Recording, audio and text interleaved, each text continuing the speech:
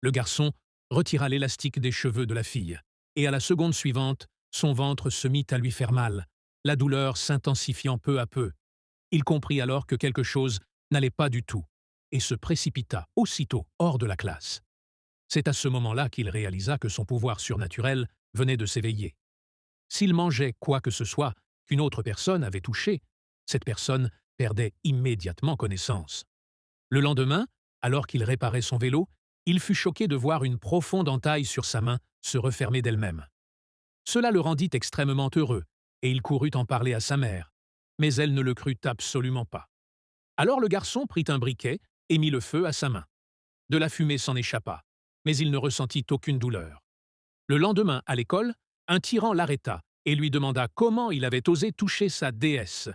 Il lui asséna alors un coup de poing, mais la douleur se répercuta sur le bras du tyran lui-même.